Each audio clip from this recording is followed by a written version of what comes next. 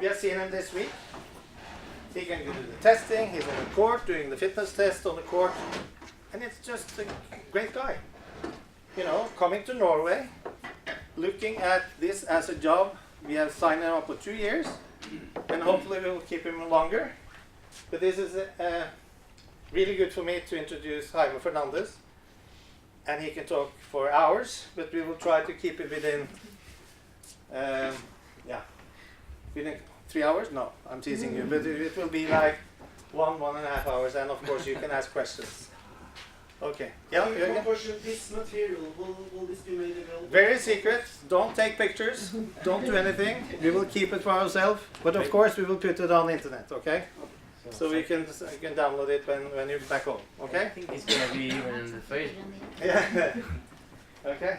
Thank you. Thank you very much. So, hi everybody. Thanks for coming.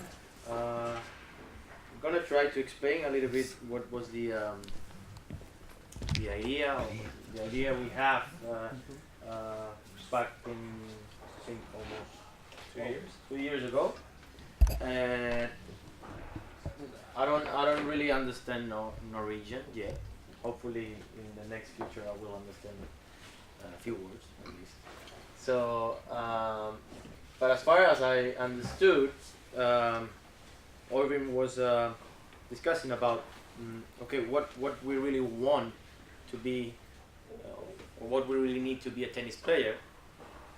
If we really want an under 10, 9 years old, who's like really good on the forehand, really good on the backhand, but it's so bad on a general fitness, and is no coordinator more than on the tennis court, and when he or she's turning 14, 15, 16 years old, the injuries are coming.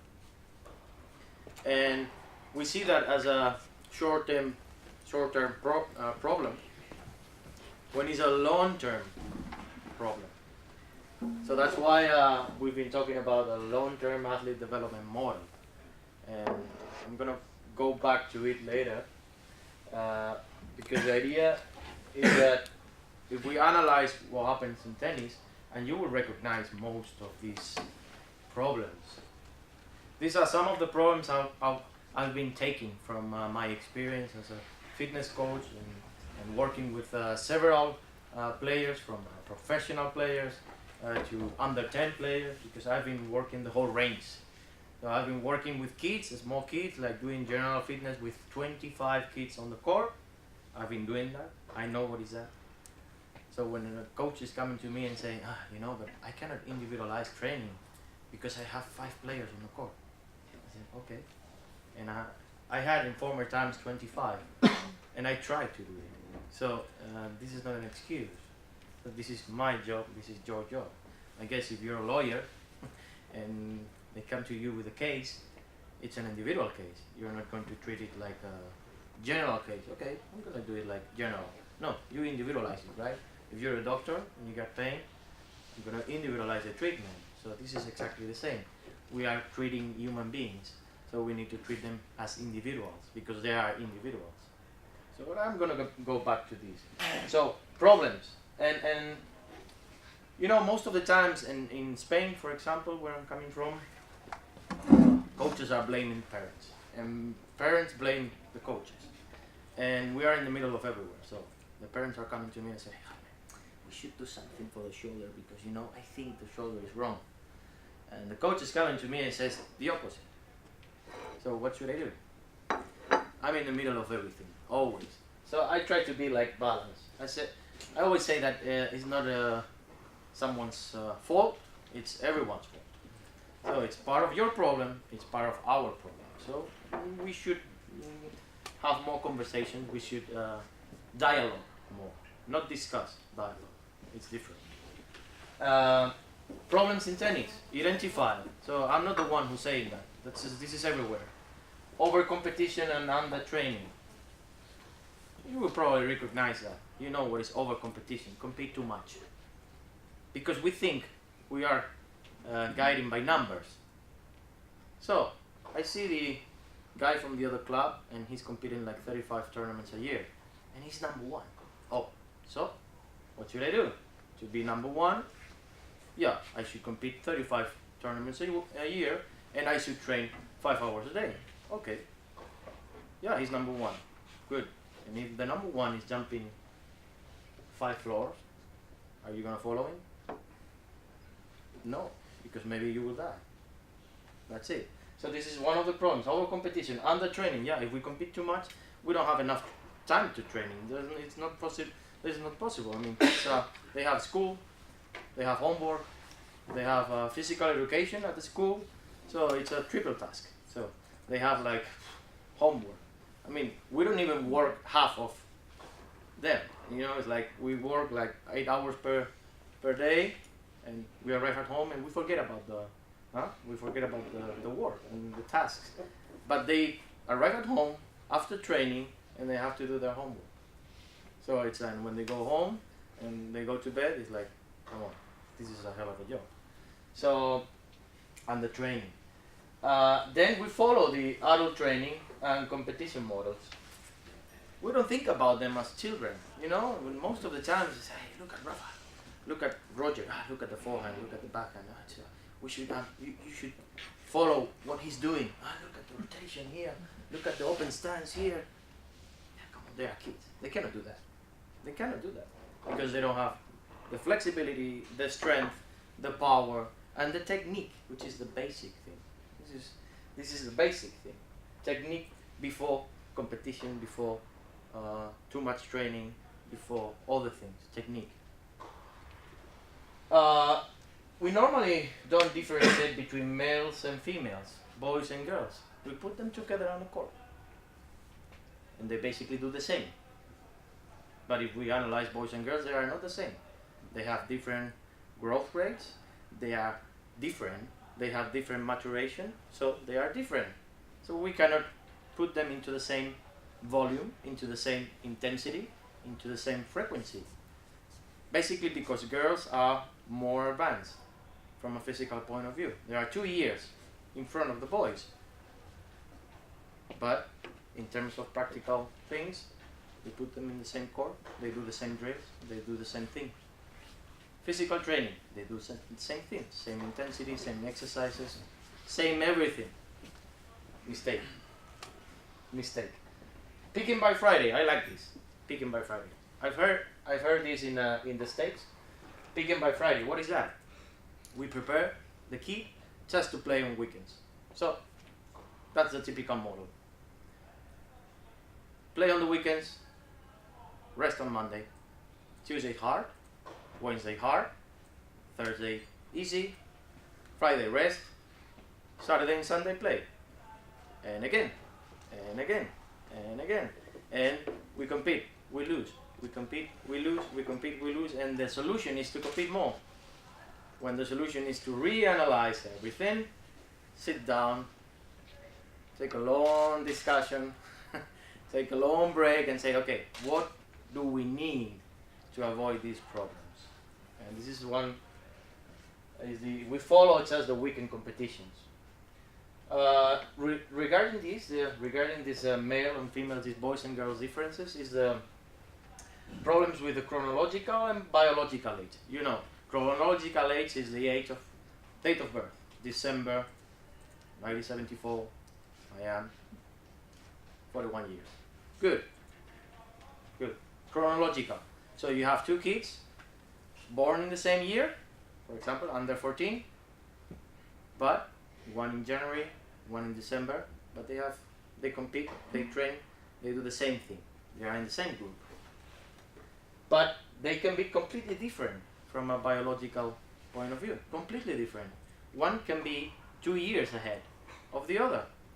And again, we go back to this sentence earlier. So they train the same volume, the same intensity, the same competition, and the same everything. So another problem. So we don't differentiate that. But not here, not in Spain, nor in England, nor in the States. And there are some countries who are like beginning to realize about this problem, because this is a problem. So we are missing the biological development. We are missing, okay, where should I start with the serious training? Because there is a moment in life in which your body is prepared for that. So when is that? Because it's easy to calculate. It's really easy. We don't need too many fancy measurements. It's just the height, sitting height, the weight, and the chronological age. And if you're a boy or a girl, that's it. And I can calculate it with a simple formula.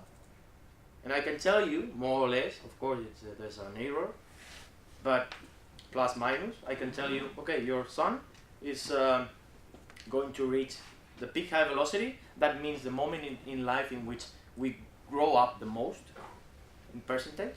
So when they change from a couple of months to the next, they change a lot.